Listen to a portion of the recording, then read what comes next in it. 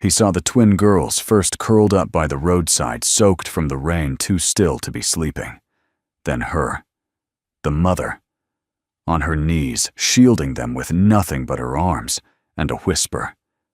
That was the moment everything changed. Not just for them, for him. Before we begin this unforgettable journey of love, courage, and quiet miracles, make sure you subscribe and turn on the bell, because stories like this aren't just meant to be heard. They're meant to be felt. Now, let me tell you what happened after he stopped the truck. Cale Madron didn't expect much from the stretch of road between Sycamore Ridge and home. At that hour, just past 5:30, with the sun bowing out behind the pines, it was usually empty. That was how he liked it. Quiet. Predictable. The old Chevy hummed steadily beneath his calloused hands, the bed of the truck filled with cedar planks he'd cut earlier, the smell clinging to his clothes like a second skin. He had just taken the curve past mile marker 42 when his foot slammed the brake. A figure was in the road. No 2. No 3. The truck screeched, fishtailed slightly on the gravel shoulder, and jerked to a stop. Kyle's heart pounded in his throat as he threw the gear into park and opened the door. A woman was kneeling near the ditch, her back hunched, her arms around 2 small children. Twin girls, maybe 5 or 6, lying eerily still, though their chests rose and fell with the fragile rhythm of exhaustion. The woman looked up. Her face wasn't bloodied, but it bore the kind of weariness that went deeper than injury. Sunken cheeks, wind-burnt lips, dirt smudging her jawline. Her eyes met his, startled, defiant, and terrified. "Please," she whispered hoarsely. "They're not hurt badly, just tired. Hungry. Please don't call the sheriff. We're not trespassing. We just needed to get off the road." Kyle raised both palms slowly, his voice even. "You're safe. I'm not calling anyone. Let's get them warm first, all right?" She hesitated. Her body was stiff, protective. One of the girls stirred and whimpered softly. That sound seemed to break something in her. She nodded. Kyle moved fast, pulling the blanket he kept under the passenger seat. He didn't ask names, not yet. He laid the blanket out in the back seat, gently lifting one of the twins with practiced care. She was light as a feather, her face nestled into his shoulder, like his son's had done once upon a time. "Put the other one here," he said, gesturing to the truck. The woman obeyed, movement slow and stiff. Kyle noticed the way her hands trembled, her breath catching as she gently tucked the second child in. Once all 3 were inside, he started the engine again and turned the heat up full blast. "You live nearby?" she asked, eyes darting toward the rearview mirror. "Just past the next fork, 5 miles. Kyle glanced sideways. "I've got a safe place, just woods and a roof. But it's warm. You can rest there. I can't stay long. I'm not asking you to. Just a roof and a fire for tonight. For them." She nodded again. Silence fell, broken only by the hum of the heater and the rhythmic ticking of the dashboard clock. They arrived at Kyle's cabin just as the light began to fade. It wasn't much, small, tucked in behind a grove of sycamores, but it was clean and, more importantly, private. He unlocked the front door, then held it open as she carried one girl and he took the other. He laid her on the worn couch, tucking another blanket around her. The girl's eyes fluttered open for a moment and met his. Wide, trusting. It did something strange to Cale's chest. In the kitchen, he poured water into a kettle and lit the burner. The woman stood silently in the corner, arms wrapped around herself. He finally spoke. "You need to eat, too." She looked at him, then slowly nodded. "Do you have bread? I have more than that." 15 minutes later, he placed 2 bowls of thick chicken stew and slices of buttered toast on the table. She hesitated, then sat. She ate in silence, tears welling in her eyes with every bite. "They haven't had a full meal in 2 days, she finally said. "I tried. We had some crackers. But then they got tired. We'd been walking since morning. Kyle didn't press. He simply nodded and said, "They'll be okay now." She looked at him long and hard before asking, "Why are you helping me?" He thought about it. The real answer was buried somewhere deeper than words. Maybe it was because of the night he failed to get to his wife in time. Maybe it was because of how his son still woke up screaming some nights, calling out for a mom who wasn't coming back. Maybe it was just because she was there and no one else had stopped. Because someone, should he said simply. After she got the girls settled into the guest room, Cale handed her a fresh towel and a pair of his sister's old clothes folded in a neat stack. She blinked at the offering, stunned. "You're trusting. For a man who lives alone, I don't think you'd come this far in the dark carrying 2 kids if you were looking for trouble." Her face softened. "I'm Sorrel," she said. Finally, her voice quieter. "And they're Lyra and Mira." Kyle nodded. "Kyle Madrin. My son's asleep upstairs. You'll meet him in the morning." She hesitated, then held out her hand. He shook it firm but gentle. "Thank you," she said. Then after a pause, "For seeing us." He looked down at their hands, then at the closed door where the girls slept. "I almost didn't," he said, voice gravelly. "That stretch of road. I usually don't look too hard anymore." Her eyes glistened. "Well, I'm glad today was different." Cale didn't sleep that night. He lay on the worn couch downstairs, arms folded across his chest, eyes fixed on the timber beams overhead, listening to the steady crackle of the wood stove and the occasional creak of old pine, siding settling against the cold. Upstairs, the guest room door stayed closed. He'd left a pitcher of water and a folded towel on the nightstand before retreating. The house felt different, not unwelcome, just fuller. Warmer in a way that had nothing to do with the stove. He closed his eyes but didn't dream. By morning, the sky was pearl gray, and the cabin smelled faintly of ash oats and cedar. Kyle stirred the pot of oatmeal on the stove, while Talon shuffled down the stairs in wool socks, eyes puffy and hair tousled.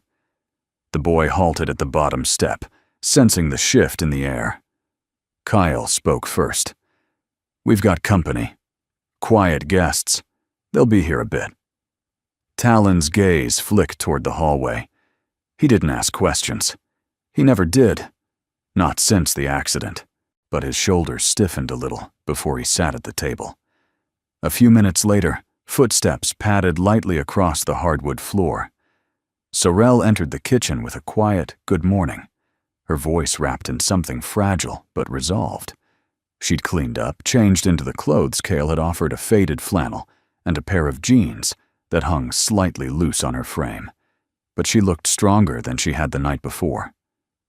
Calmer, Lyra and Mira followed behind her hair, braided unevenly, still rubbing sleep from their eyes. They clung to her legs at first, unsure. Kyle offered a gentle nod. "There's oatmeal. And cinnamon, if you like that." Mira leaned in toward the scent. Sorrel looked at the bowls already waiting at the table and blinked. "You made breakfast." "I make breakfast every day," Kyle said. "Doesn't always have cinnamon, though." That earned the faintest smile. The girls ate slowly at first, then faster spoons, clinking soft sighs between bites. Sorrel barely touched her food, her eyes flicking constantly between her daughters and Talon, who sat across the table silently chewing methodically. At one point, Mira dropped her spoon. It clattered onto the floor. Talon bent, picked it up, and offered it to her without a word. She stared at him, then smiled. It was the first smile that stayed. Later that morning, Sorrel stood in the backyard, arms folded, surveying the small shed Cale used as a workspace. Her daughters were exploring the edge of the woods, staying within the boundary marked by the old fence, their laughter drifting faintly through the air. Kyle joined her, holding 2 mugs of coffee. He handed her one. "You're not used to quiet, are you?" he asked. Sorrel glanced at him. Not the kind that doesn't feel like waiting for the next bad thing. Cale didn't respond, but he understood. Deeply. She sipped the coffee and let out a breath. This place, it doesn't feel like hiding. It feels like breathing again. "You're welcome to stay," he said simply. "No time limit. No rent." Sorrel turned to him, eyes narrowing. Why, Kyle stared out toward the woods. "Because you didn't give up. You didn't fall apart out there even when no one was looking. That matters." A pause, and he added, "Because I've got too many extra tools and not enough help with winter prep." She laughed, soft, but real. The first time she'd let her guard down long enough for something light to surface. "All right," she said. "But I do more than hammer nails. I taught 8th grade science and ran a woodshop elective. I know how to use a table saw." Kyle arched an eyebrow. "Now I'm really glad you stopped here." That afternoon, Sorrel helped repair the warped back porch step. Kyle handed her nails and stood beside her as she worked, watching her measure-a-line hammer, deliberate and skilled. Her hands had a steadiness that impressed him. Meanwhile, the girls played with Talon, who had brought out an old tin box of marbles and a tattered checkers board. It wasn't laughter yet, but it was more than silence. As the sun began to lower, Sorrel stood up from the porch, brushing sawdust off her jeans. "You know," she said, looking toward her daughters, "they used to love going to the library. Every Saturday. We had a routine. Breakfast, then books. Story time. There's been none of that in months. There's a library in town Kyle offered. Small. But the kids there draw on the windows when it rains." Sorrel smiled at the image. "That sounds like something I'd like to see." Kyle looked at her, the way the fading light hit her face, softening the corners that had been hard for so long. She was still standing tall, but she wasn't bracing herself anymore. "You're not just resting here," he said gently. "You're healing." Sorrel didn't answer right away. Instead, she walked to where her daughters were crouched beside Talon, examining a smooth blue marble in the sunlight. She knelt beside them and wrapped her arms around their shoulders, pulling them close. Then she looked back at Kyle, and her voice, when it came, was steady. "I think, for the first time in a long while, I want to stay." That night, Talon couldn't sleep. The cabin was too quiet, a different kind of quiet from what he was used to. Not the hollow, echoing stillness that had followed his mother's passing, but a soft kind of hush, the kind that carried the gentle breathing of other people nearby. Warmth, movement, whispered giggles behind walls. He lay on his back, staring at the ceiling of his small bedroom, its wooden panels aged and familiar. But now beyond them, on the other side of the wall, were two girls who folded their socks in half and laughed in twin syllables, who whispered through the vent about the shapes of clouds and which animal crackers tasted better, who had called him the quiet one and offered him a crayon without asking. Talon pulled the blanket tighter over his shoulders. He had been silent for so long that it had become part of who he was, part choice, part defense. Talking meant opening. Talking meant risk. But now the air in the house buzzed differently, not with fear, but with hope, small and steady. And two girls were brushing up against the edge of his world, daring him to notice. Downstairs, Kyle and Sorrel sat at the kitchen table, the stove's fire casting golden light across the walls. Between them was a worn sketchbook, the kind Talon used to leave open, but never explain. Sorrel flipped through it, slowly, pausing on a page where a boy sat at a bus stop umbrella overhead, waiting for someone who never came. "He draws feelings," she said softly. "Most people draw things. Talon draws silence." Kyle nodded. "It's how he remembers, and how he hides," she added, not unkindly. Cale's fingers drummed once on the table, then stopped. He hasn't spoken since the accident. Sorrel didn't ask about the accident. She respected silence. She had lived enough of it. Instead, she closed the sketchbook and said, "Would you mind if I gave him something to draw on the ceiling?" Cale blinked. On the ceiling, she smiled. "Trust me." The next morning, Sorel appeared with an armful of colored paper scraps, glue, and old magazines. She set up shop on the living room floor, like it was a kindergarten classroom, laying out materials like treasures. Lyra and Mira pounced with delight, but Talon hovered at the doorway uncertain. Sorel glanced up. "You don't have to say anything," she told him, "but if you want to help us decorate the ceiling above your bed with paper stars and dreams, we'd love to have you." Lyra, sitting cross-legged, held up a pair of scissors like a royal decree. Mira waved a glue stick. Talon stood frozen. Then slowly he walked over. By mid-morning, paper stars bloomed across the dining table. Some were jagged, some perfect. Some had drawings of wolves or words like belonging and climb higher cut from magazines. Others were just bursts of color. Kyle watched from the doorway of his workshop, arms folded, pretending to need coffee while quietly absorbing the sight. His son not speaking, but folding and arranging. His house not echoing but ringing with laughter. When the kids disappeared upstairs with tape and ladders, Sorel lingered by the fireplace watching the embers. "He's opening," she said softly. Kyle followed her gaze. "Because of you." Sorel shook her head. "Because of them. Your son. He's seen silence that shut the world out. My daughters. They've seen silence used to survive. But when those kinds of silence meet, sometimes they make space for something new." Kyle said nothing, but in his chest, something shifted. That night, after everyone was asleep, Talon crept into his room and lay on the bed. Above him, the ceiling was no longer plain. It was a patchwork of stars, swirling galaxies of color and cutouts. Right above his pillow was a shape of a hand, holding another cut from gold foil paper. Near the corner, a tiny drawing of a cabin stood beneath a sky filled with the word "light," written over and over in different colors.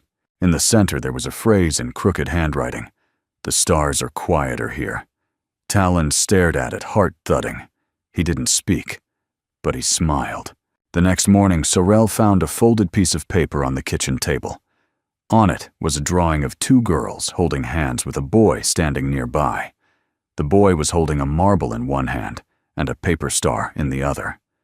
Underneath, in neat pencil, were 4 words: "Thank you for noticing me." She didn't cry, but she sat down in the nearest chair, covered her mouth, and let the silence settle around her like a hug. Cale entered, moments later, saw the drawing and read it over her shoulder. His voice, when it came, was soft. "He's starting to come back." Sorel looked up, her expression unreadable but glowing at the edges. "So are we," she said. That evening, just before the sun slipped behind the pines, Kyle stood on the porch and watched the kids chase each other through the grass. Lyra and Mira skipping, Talon trailing behind, but smiling. Sorel stepped outside beside him, a mug in her hand, her shoulder nearly brushing his. "They're loud," Kyle said. "They're alive," she corrected gently. And for the first time in years, Kyle didn't mind the noise. He welcomed it. It started as many important things do with a mug of coffee. Kyle had always been the first one up. Mornings were when the house was still, when the world hadn't yet asked anything of him. He liked the routine grind, the beans, heat the kettle, listen to the quiet hum of the stove. That morning, though, he wasn't alone. Sorel stood at the kitchen window, already awake, arms folded over a knit sweater. She didn't turn when he entered, but he could see the faint movement of her breath against the glass as she stared out into the fog-covered yard. "I didn't mean to wake you," he said softly. "You didn't," she replied without looking. "I haven't really been sleeping." Kyle poured 2 mugs without asking and held one out. She accepted it wordlessly, her fingers wrapping around the chipped ceramic like it was something precious. They stood in companionable silence, the kind that didn't need filling. Outside, the sun began nudging its way over the tops of the trees, turning the mist gold. "You ever get tired of quiet?" Sorrel asked finally. Kyle took a slow sip. "I used to think I needed it. After my wife passed, silence was the only thing that didn't expect anything from me." She nodded, eyes still on the window. "I craved it after we ran. But now it feels too much like hiding." Kyle set his mug down gently. "You're not hiding here. You're building something, even if you don't realize it yet." Sorrel turned toward him, then her gaze steady. There was no fear left in her expression, no guardedness, only a deep, wearied clarity. "You say that like you believe it." "I do," Kyle said simply. And he did. It had crept up on him without warning the shift in the house in Tallinn in himself. It was as if their presence, hers especially, had reopened something he hadn't known was still locked. Sorrel leaned back against the counter, cradling her mug with both hands. "You don't ask questions." Kyle shrugged. "I figure people tell what they're ready to tell." She considered him for a long moment. "Then, my husband was their father. Died in a boating accident. 3 months later, his family tried to take them from me. Said I wasn't fit, that I didn't belong, that they had the means to raise them properly, and I didn't." Kyle's jaw tensed, but he didn't interrupt. "I fought, not with fists, but with paperwork and courtrooms and every ounce of patience I had. And when they realized they couldn't win legally, they pushed us out. Quietly. No one helped. No one believed me." She looked down at her coffee, then up again. "Until you did." Kyle didn't speak right away. The weight of her words filled the room. "You didn't run from them," he said. "You ran toward your girls." A long pause. "I did," she said quietly. He nodded, voice rough. "Then you're braver than most people I know." Later that day, Kale headed into town for supplies. Sorrel insisted on coming along. The girl stayed with Tallinn. Sorrel trusted him now more than she trusted most grown men, and the 3 children had become their own kind of constellation. At the general store, people nodded politely to Kyle. He'd never been the talkative type, but folks knew him, respectable, solid, quiet, the kind of man who helped without fanfare. Sorrel stayed close but didn't shrink. When they passed the local bulletin board, she paused. A small poster was pinned among the flyers for tractor parts and missing dogs. "Women's Shelter Inquiry, seeking witnesses to custody dispute." Her fingers froze. Kyle stepped beside her, reading her stillness as clearly as words. "They still looking for you?" he asked low. She nodded. "I don't know how far their reach goes, but they know my name." "Then we won't use it here," he said, already thinking ahead. "You can be Ms. Wynne if anyone asks." Sorrel blinked. "Isn't that lying?" "It's protecting your daughters," Kale replied. "It's doing what you've already done 100 times before. This time, you're not alone." Back home, the kids had built a blanket fort in the living room. Inside, Lyra was reading aloud from a weathered copy of Charlotte's Web, her small voice full of rising drama. Mira was illustrating the story on scraps of paper, and Tallinn, remarkably, was coloring in the sky with soft blue chalk pastels. Sorrel watched them from the hallway, something tightening in her chest. When Kyle touched her arm lightly, she didn't pull away. "They've made a home out of this," she said. Kyle smiled. "You helped them do that." That evening, Sorrel found herself back at the kitchen table, this time alone with Tallinn. Kyle had gone outside to stack firewood. The girls were asleep. She hesitated, then placed a sketch pad in front of him. "Draw me something," she said gently. "Anything."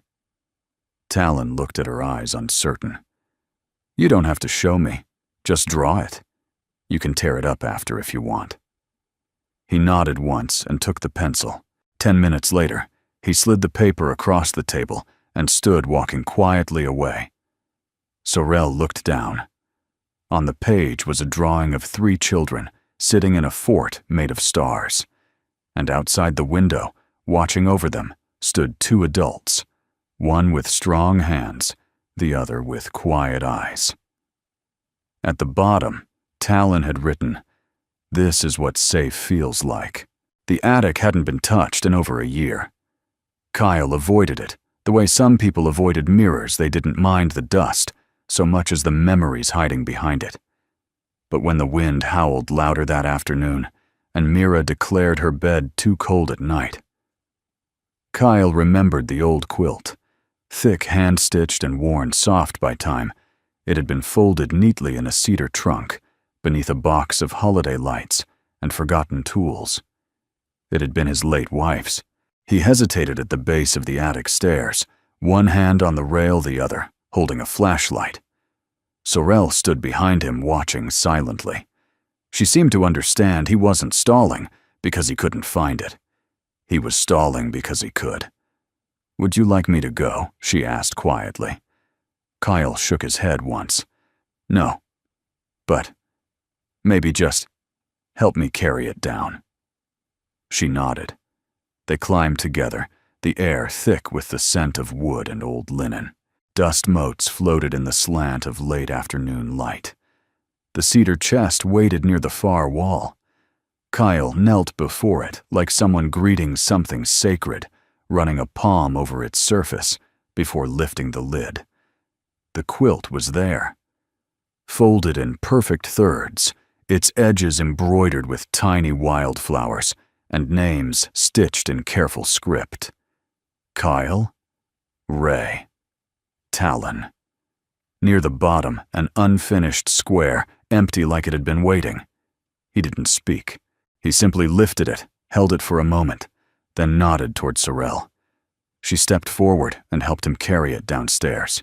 In the living room, Mira and Lyra gasped when they saw it. "It's huge," Lyra said, tugging at a corner. "It smells like the forest," Mira added, burying her face in it. Sorel unfolded the quilt carefully and laid it over the couch for them to sit on. The afternoon sun caught the fine threads of the embroidery, and Lyra traced each name with her finger. "Who's Ray?" she asked softly. Cale's voice was steady. "My wife." Mira tilted her head.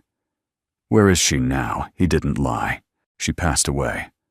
A while ago." There was a pause, quiet, but not heavy. Then Mira said, "She must have been really kind, if she made something like this." Kyle smiled faintly.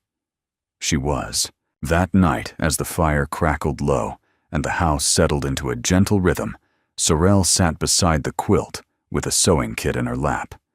She'd found some spare thread in the hall closet and unearthed a soft square of flannel from a pile of old pillowcases. "I'd like to add their names," she said, not asking for permission so much as letting Cale decide how he felt about it. He looked up from the book he wasn't really reading. "You sure?" She nodded. "If it's okay with you." Cale considered her for a long moment, then nodded once. "Yeah, I think Ray would have liked that." Sorel bent to her work thread gliding through fabric with careful precision. Lyra and Mira watched in fascination, Mira handing her thread. Lyra choosing colors.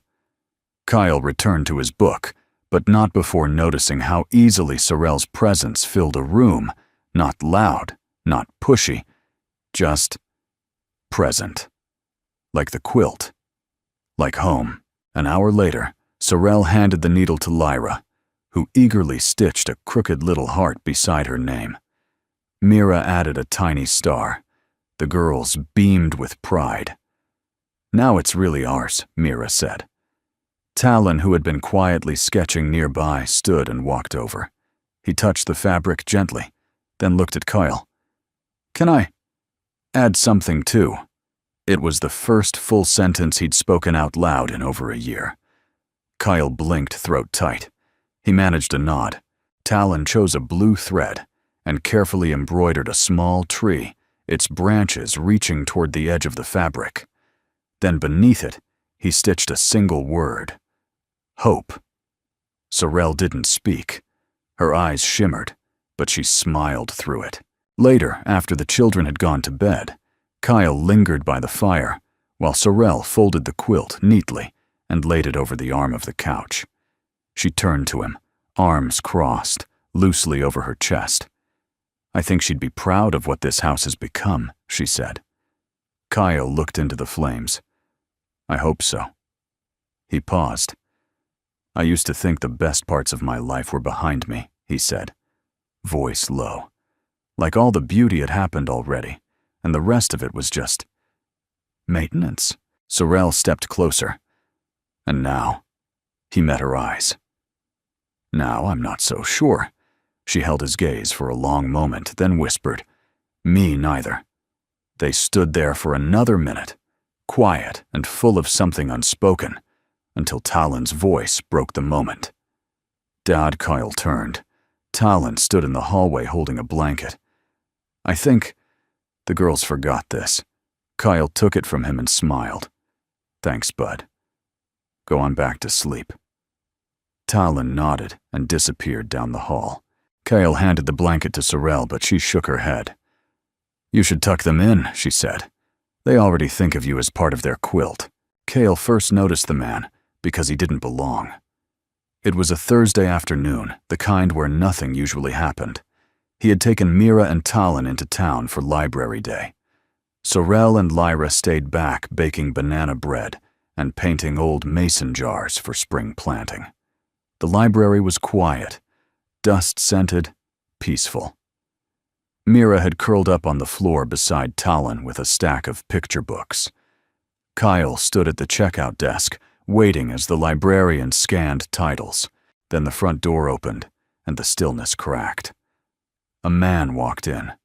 Tall, pressed, gray suit, salt and pepper hair trimmed with precision leather shoes that had never touched gravel. He removed his sunglasses with the same slow confidence Kyle had seen in courtrooms and campaign ads. The man's gaze swept the room and landed on Mira. She didn't see him, but Kyle saw everything. The tightening of the man's jaw, the slight step forward, the way his lips parted like he might call out, then closed again. Kyle's instincts surged. He stepped away from the counter, put himself between the man and the children. "Can I help you?" he asked, calm but firm. The man blinked, taken off guard. "I was just looking around. This used to be my hometown." His voice was smooth rehearsed. Kyle didn't budge. "Nice place. Small, though. We notice when strangers come back." A pause. The man nodded once. "Of course. My mistake." And just like that, he turned and left. Kyle waited another minute, then quietly gathered the kids and headed for the truck. Back at the cabin, Sorrel was frosting banana bread when he returned. Lyra ran out to greet her sister. Talon helped unload books. Kyle waited until they were out of earshot, then closed the door gently and turned to her. "We need to talk." Something in his tone froze her hand mid-swipe with the spatula. He told her everything, every gesture, every glance, every instinct. When he finished, she stood still for a long time, one hand gripping the edge of the counter like it anchored her to the room. "Did he say his name?" she finally asked. "No." She swallowed. "I think it was him." "Grant Wexley." Kyle's brow furrowed. "The biological father." She nodded. "We met in college. It wasn't casual. But when I got pregnant, his family made it clear I didn't fit. I never told him which twin was his.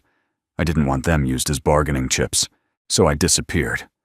Her voice didn't tremble, but something in her eyes flickered. A pain buried so deep it only surfaced when you dug hard enough. Kyle sat down slowly. What would he want now? Sorrel leaned against the sink, arms crossed. "I don't know. Maybe nothing.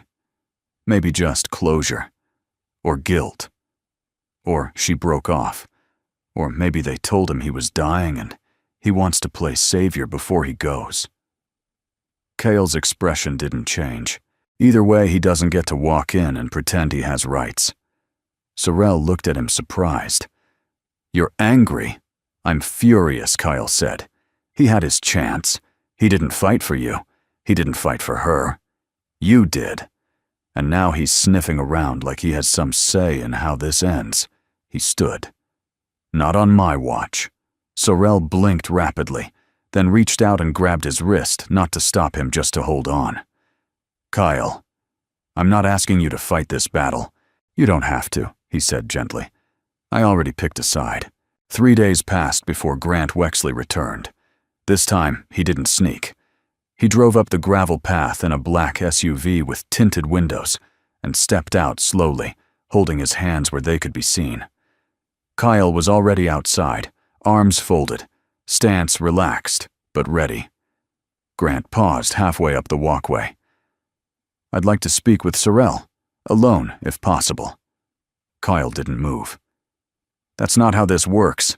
I'm not here to take anything," Grant said. "I just want to know." Cale narrowed his eyes. Know what Grant's voice wavered slightly. "If she's happy. If she's safe. If she ever forgave me." The door creaked open behind them. Sorrel stepped out, arms at her sides. Her face was unreadable. "She's standing right here," she said. Grant turned. "Sorrel." "You look older," she said flatly. "I am." They stared at each other for a long moment. Then Grant spoke softer. "I came because I heard stories. A woman with 2 daughters who fought to keep them safe, who disappeared. And when I saw that child in the library, I just knew." Sorrel exhaled slowly. "You walked away. And now you're here because it's convenient to feel guilt." "No," he said quickly. "I'm here because I never stopped thinking about you. I didn't fight when I should have. I was a coward.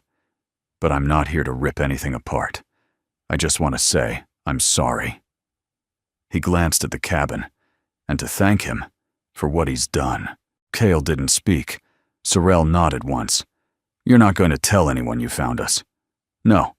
You're not going to try to claim paternity or press for visitation. I swear." She studied him. "Then you can have 5 minutes. Tomorrow. In the yard. With her. No questions about the past. Just now." Grant's eyes welled slightly. "That's all I hoped for." That night after the kids were in bed, Kyle sat on the porch, staring out into the trees. Sorrel joined him, wrapping a shawl around her shoulders. "You okay?" he asked. She nodded. "I think so. It's strange, but there's relief in being seen, even by someone who failed you." Kyle looked over. "You weren't looking for closure?" "No," she said. "I already had it. I was just afraid he'd come and ruin what we've built." Kyle's voice was quiet. "He won't." She smiled, eyes soft. "I know," she whispered, "because you were the one who stayed." The bench had always been there, nestled under the canopy of old pines at the back of Cale's property. It wasn't much, just 2 wide boards and rusted iron legs, but it had weathered seasons of snow heat and stillness. Ray had once called it the soul seat, the place where conversations were truer, hearts lighter. Kyle hadn't sat on it in years, but that morning he wiped it clean. Grant Wexley arrived just before 10, dressed simply this time. No suit, no entourage. He parked down the road, walked up the gravel alone. Sorrel was already in the yard, Lyra holding her hand, a paper flower clipped into her braid. Kyle stayed close, but gave space. He trusted Sorrel's instincts now, like he trusted his own hands, weathered, but sure. Grant approached quietly, eyes fixed on the child beside her. "Hello," he said, voice low. "You must be Lyra." Lyra looked up. "Are you the man from the library?" Grant blinked. "Yes." I saw you reading. I like books. I used to, he said, offering a tentative smile. Haven't made time lately. Sorrel gently released Lyra's hand. Go play with Mira and Talon, sweetheart. I'll be right here. Lyra hesitated, then nodded and ran off toward the swing set. Grant turned toward Sorrel, but she gestured to the bench beneath the pines. Let's talk there. They sat in silence for a moment. The pines whispered above them, needles brushing softly like nature leaning in to listen. Grant folded his hands. I almost didn't come back. Sorrel stared ahead. But you did. I thought I had time, he said.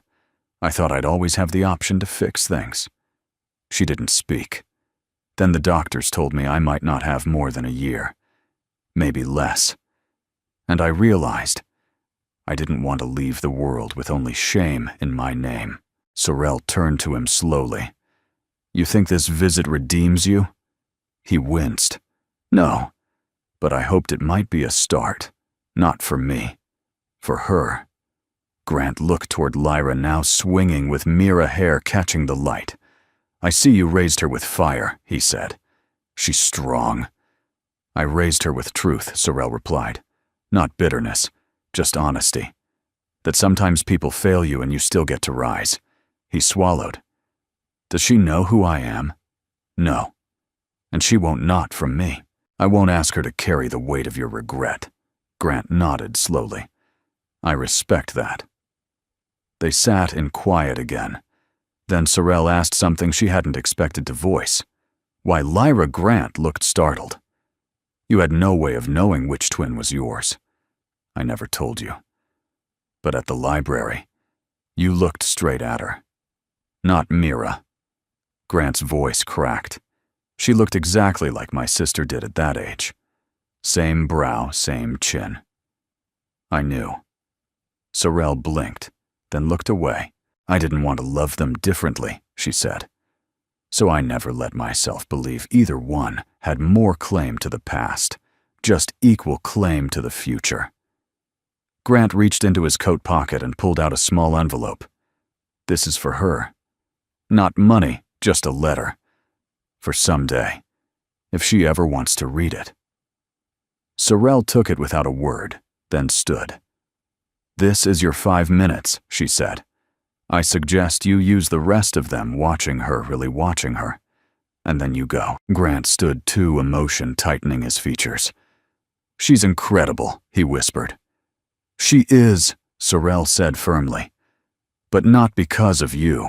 Cale was on the porch when she returned. She handed him the envelope wordlessly. He turned it over, read the name, Lyra Wynne. His jaw flexed. Everything go all right? She nodded. It went. She sat beside him close. The silence between them was comfortable now, familiar, like a well-worn coat. I thought I'd feel vindicated, she said finally, or relieved. But I just feel done. Done can be good, Kyle said. Done means space for something else. She tilted her head toward him. You think something else is coming? He didn't smile, but there was a softness to his voice. I think it already has. That evening, the bench under the pines became a gathering spot. Kyle brought out lemonade. Sorrel laid down a blanket. The kids played tag around the trees, while fireflies blinked into the twilight. Talon laughed out loud when Mira fell dramatically into a pile of leaves. Lyra built a crown from pine needles and placed it on her mother's head, declaring her queen of the trees. Kyle watched them all, a strange ache blooming in his chest. It wasn't pain, it was returning. At some point, Sorrel leaned her head against his shoulder, just for a moment, but long enough for him to remember what it meant to feel chosen, even in silence. He didn't move, didn't need to. The stars began appearing one by one above the trees. Talon pointed them out to Mira, who insisted they named the brightest one Hope. Kyle looked down at the woman beside him. Her eyes were closed, but her smile was real. For the first time in years, the bench under the pines held more than memory. It held something becoming whole. The piano had sat in the corner of the living room for years, untouched. It had belonged to Ray. Kyle had moved it after she passed, not out of sentiment, but because it felt wrong to let it go. It became a piece of furniture more decorative than functional, its ivory keys collecting dust and silence in equal measure. Until Mira wandered over to it one rainy afternoon and pressed a single note with the careful awe of someone meeting magic for the first time. Sorel looked up from folding laundry and smiled. "Do you want to learn?" Mira nodded. "I used to teach music before I switched to science," Sorel said. "I can show you the basics. Can Lyra learn too?" "Of course." And Talon Sorel glanced toward the hallway. Talon had been listening. He always was, but pretended not to. She didn't push. Just let the music come to him.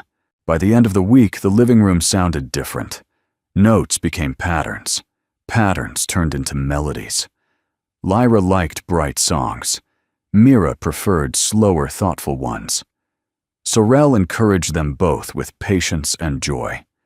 She brought out Ray's old beginner books and wrote new ones in the margins just for fun. Kyle would linger near the doorway, arms crossed, expression unreadable. He never said much, but the porch light usually turned on at dusk and off before bed began staying lit longer, as if the house was waiting for something. Talon noticed. And one night when the girls were asleep, he sat at the piano and placed his fingers on the keys. Just sat there. Sorel didn't speak. She pulled a chair into the kitchen and watched from a distance, letting the quiet settle like morning mist. After a few minutes, Talon played 3 notes. Slow, simple, unsure. Then he stopped. Kyle came in from the porch, muddy boots and all, and froze when he heard the sound. Talon looked over his shoulder. "I just wanted to see if it remembered me." Kyle's voice was barely more than a whisper. "It does." The next day, Sorel pulled Kale aside. "There's a spring recital at the church," she said. "Very informal. Mostly kids from the area. The girls want to sing. Talon might want to play." Kyle raised an eyebrow. "In front of people?" He didn't say no. Kyle exhaled slowly. "That's new." "I know." Preparation began like any other household task, measured and mild. But quickly, it became something else. Mira chose a duet. Lyra insisted on adding simple hand motions. Talon practiced late at night, playing scales and fragments until his fingers remembered what his heart had been afraid of. Kyle built a small bench for them to sit on during practice, carving their initials into the side. He didn't tell them, just left it near the piano with a screwdriver and a note, "Add what you like." By evening it was covered in drawings, stars, trees, the outline of a cabin. In the center, Sorel had written one word in cursive script, "Beginning." The night of the recital arrived like spring itself, tentative, full of expectation. The church was small, the kind with wooden pews and paper programs. Neighbors came with potluck dishes and lawn chairs. It wasn't formal, but to the kids, it felt like Broadway.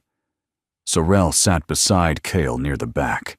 Lyra and Mira wore matching dresses, their braids tied with ribbons. Talon stood near the stage door, hands tucked in his sleeves, eyes darting. "He's not gonna do it," Kale murmured. "It's too much." "Wait," Sorel whispered. Sure enough, when the girls began their song, sweet and a little off-key, Talon stepped forward and slid onto the piano bench. He didn't look at the audience. He looked at his sisters. And he played. It wasn't perfect. The timing wobbled. A few notes came out flat. But it was music. And in that moment, it was everything. The applause was warm and real. Later, under the porch light, Kale had left burning all night. The family sat on the steps, barefoot and full of cake. "That was the best thing I've ever done," Mira declared, licking frosting from her finger. "I liked the dancing," Lyra said. Kyle glanced at Talon. "How about you?" Talon shrugged, but his lips curved upward. Sorrel leaned her head against Kyle's shoulder just slightly. "He played," she whispered. "He did," Kyle said. The porch light flickered once in the wind, then steadied. A few fireflies blinked in the dark. "You know," Kyle said quietly, "Ray used to say the porch light was a promise, that someone would always be home, always waiting." Sorrel looked up at him, and now he met her gaze. "Now it's more than a promise," he said. "It's a welcome." Later that night, after the kids had gone to bed, Cale found a folded sheet of music on the piano. It was handwritten in Talon's blocky script, a melody line simple but beautiful. At the bottom, 3 words, "For my family." Cale traced the ink with a finger, his heart thudding slowly. Then he turned off the lamp. But he left the porch, light burning. It started with the sound of a single drop, soft and steady against the kitchen window. Then another. And then came the downpour, the kind of spring rain that washed away the dust of winter and reminded the earth it still knew how to bloom. Sorrel stood barefoot by the screen door, watching the sheets of water fall over the trees, the grass, the gravel driveway that had already begun to glisten with puddles. She breathed in deep the scent of pine and soil, of everything fresh and living. Behind her, Mira and Lyra pressed their faces against the window pane like children at a museum exhibit. "Can we go outside?" Mira asked. Kyle looked up from the kitchen table where he was fixing the leg of a stool. "It's cold." "But it's fun, cold," Lyra added. Sorrel smiled, turning toward them. Rain jackets, boots, 5 minutes. They cheered and disappeared in a blur of socked feet. Out on the porch, Cale joined her with 2 mugs of coffee. The steam rose in little swirls, dancing with the mist. They stood shoulder to shoulder, silent for a moment, letting the storm fill in the spaces between words. "They've never had a spring like this," Sorrel said softly. Kyle nodded. "They'll remember it." She turned toward him, rainlight caught in her eyes. "Do you ever think, maybe this was what all the detours were for this?" Right here, Cale stared out at the field, where the girls were spinning in circles, arms, outstretched hair, soaked joy unfiltered. "I don't know," he said, "but I stopped asking why. A long time ago." The storm picked up, sudden and wild. Thunder cracked in the distance, low and rolling. The wind kicked up beneath the porch awning, sending rain sideways and knocking over the tin watering can near the steps. Kyle moved quickly. "Let's get them in." But even as he called for them, his voice steady, he noticed something strange. Mira wasn't with Lyra. He scanned the field. No sign of her. "Lyra!" he shouted, jumping off the porch. "Where's your sister?" Lyra pointed frantically toward the back shed. "She went to get the fort blanket. She said it was getting wet." Sorrel was already running before Kyle could reply. The shed was old, not dangerous, but the path behind it dipped and collected water fast during storms. And Mira, small and determined, was more heart than caution. Kyle reached the shed moments after Sorrel, the rain-blinding wind tearing at his coat. The door was ajar. Inside, Mira crouched by the storage bin, clutching a soaked blanket, her boot submerged in a thin layer of muddy water. Her lip trembled, not from fear, but from the cold. Sorrel dropped to her knees and wrapped her arms around her. "I'm okay," Mira said, voice shaking. "I didn't want it to get ruined. It smells like us." Kyle felt his chest tighten. He knelt beside them, took the blanket gently, and smiled at her. "You're braver than most grown-ups I know." She leaned into her mother's chest, shivering. They carried her back inside where Talon had already started building a fire in the wood stove. He didn't say anything, just handed Cale a towel and pointed to the couch. An hour later, Mira was warm, dry, wrapped in the quilt from the attic, and sipping cocoa with extra marshmallows. Her cheeks were pink again, her smile sleepy, but safe. Lyra curled beside her, humming quietly. Kyle leaned against the doorframe, watching the fire, the light, the family that had somehow become his. Sorrel came up beside him, towel draped around her shoulders. "She's okay," she said softly. "I know." "And you're okay," he turned to her, voice rough.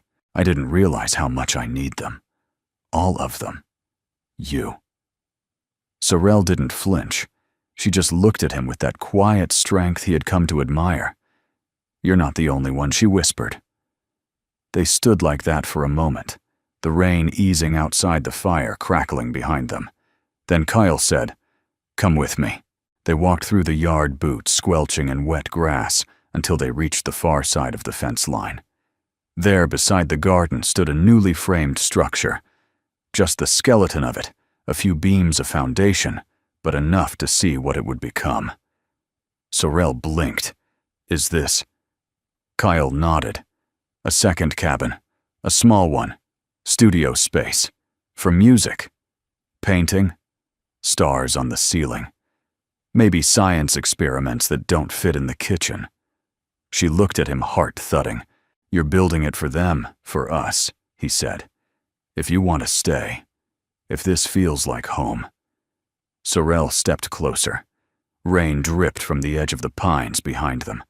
The smell of earth sawdust and something like new beginnings filled the air. "It does," she said. "It really does." Kyle reached for her hand.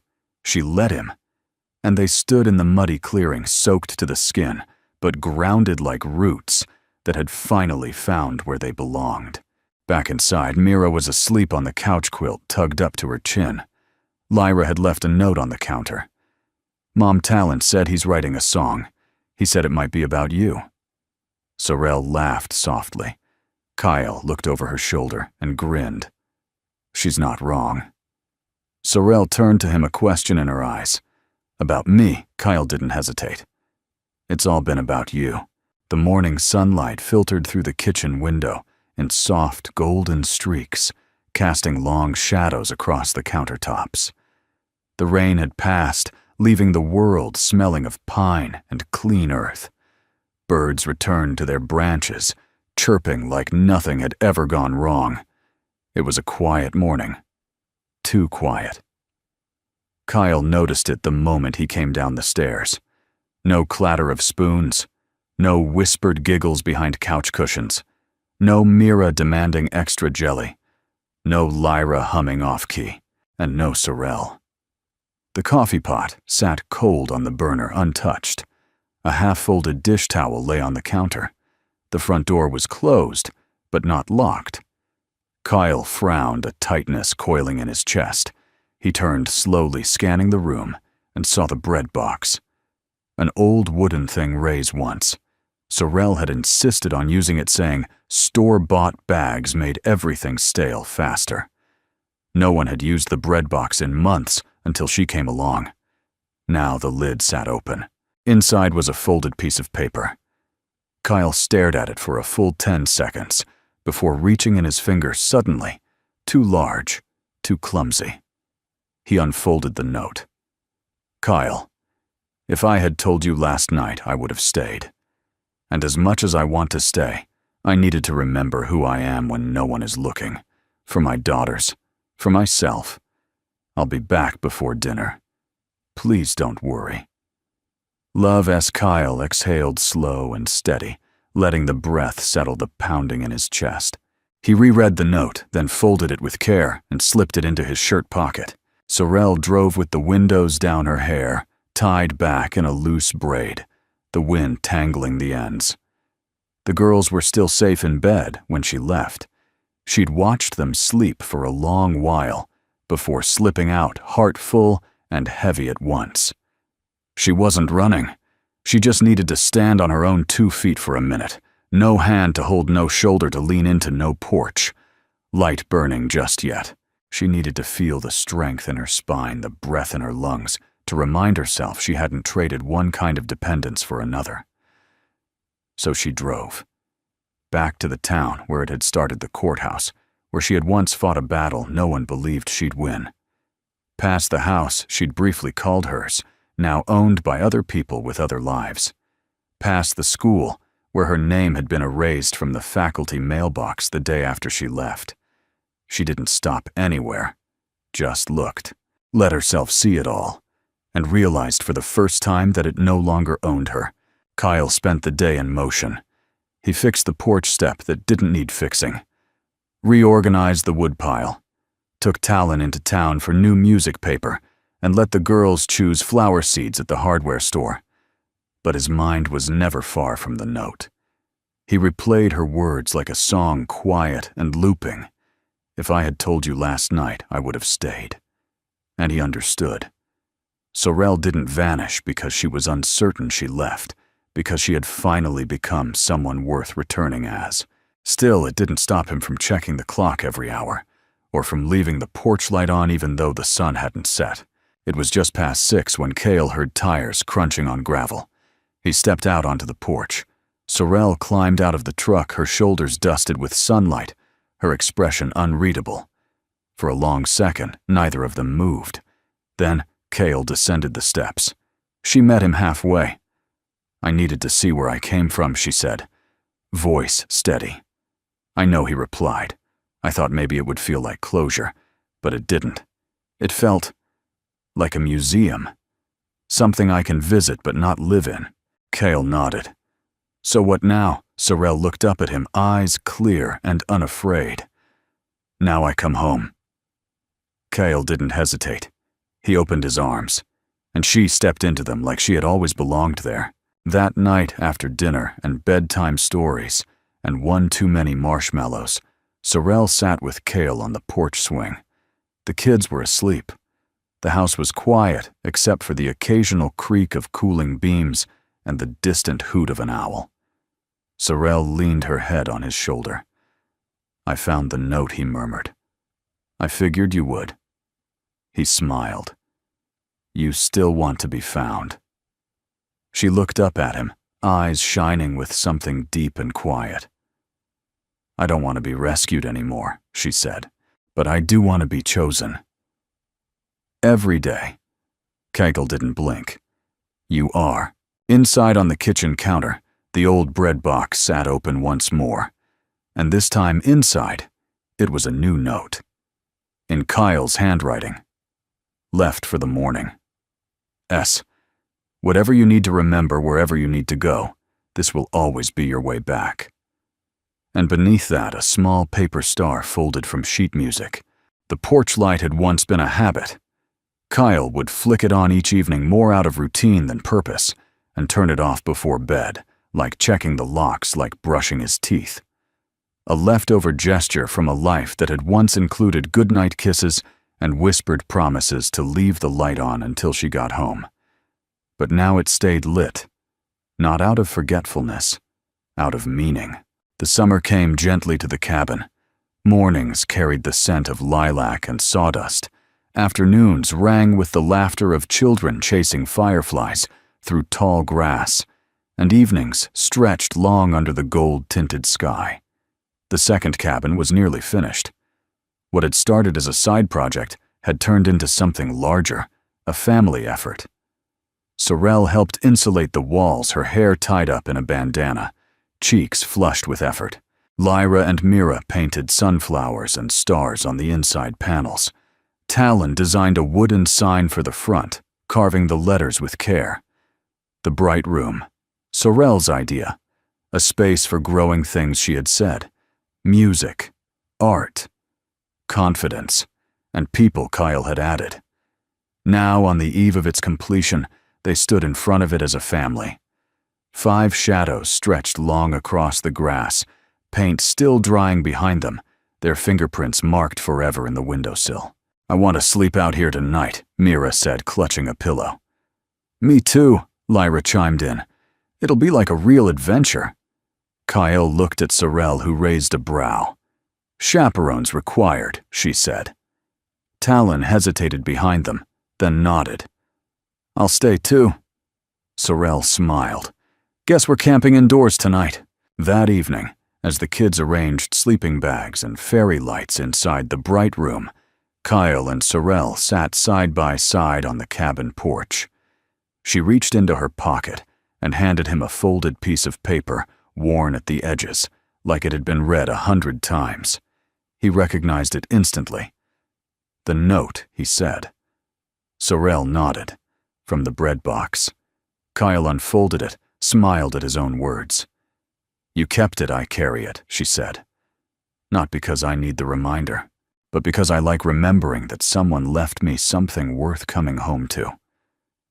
Kyle folded it carefully and handed it back. It was always more than a note. It was a promise. She met his gaze. "You still mean it." He reached for her hand, more now than ever. They joined the kids inside the studio cabin later that night, lying beneath a ceiling of string lights and glow-in-the-dark stars. Lyra told a made-up story involving a fox who wore rain boots and saved a town from sadness. Mira countered with a song she'd written that rhymed porch light with midnight and marshmallow with hello. Talon read a poem from a tattered journal, the cadence slow, the ending strong. The ones who stay aren't always loud.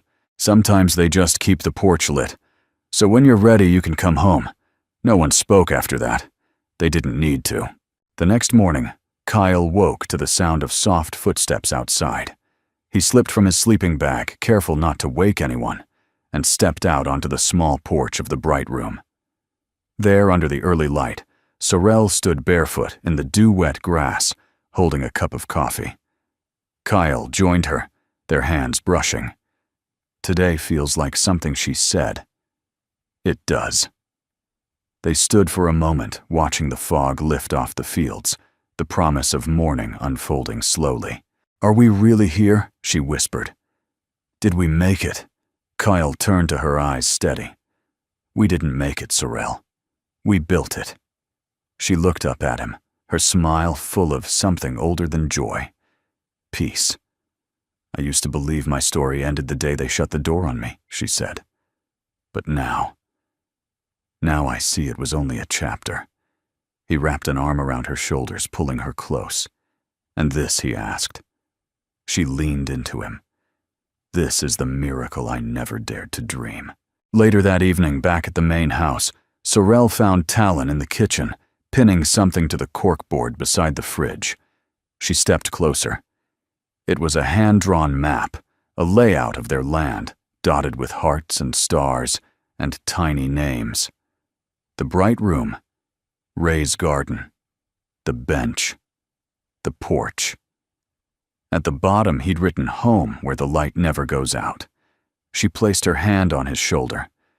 "You've come so far," she said. Talon didn't look at her. "So have you." Then he turned and did something he hadn't done in years. He hugged her, and she held on. That night, for the first time in years, Cale didn't turn the porch light off before bed. He left it on with intention, as a declaration, not a routine. For anyone still out there searching, for everyone who needed proof that sometimes people stay, that sometimes the world makes room for healing, and second chances arrive quietly with music and rain and hand-sewn quilts. And for the family that now lay safe beneath his roof, breathing deeply in a world they'd made whole again one day at a time. Inside the bread box, beside the old notes, a new slip of paper waited. Sorel's handwriting delicate and unshaken. To the man who lit the porch and never let it go dark again. Love, S. And maybe that's what we're all looking for in one way or another. Not just a roof or a room, but a light that stays on a hand that stays, held a place where someone whispers, "You can rest now. You're home." If this story touched your heart, I'd love to know, where in the world are you watching from today? Drop a little hello in the comments below. It's always a joy to see how far kindness can travel. And if you'd like to hear more stories like this one's, that heal, inspire, and remind us of the good that still exists, go ahead and subscribe. Quietly. No pressure. Just know you're always welcome here. From the bottom of my heart, thank you for spending time with this story, and for being the kind of person who who listens all the way through. Until next time, stay safe, stay kind, and keep the porch light on.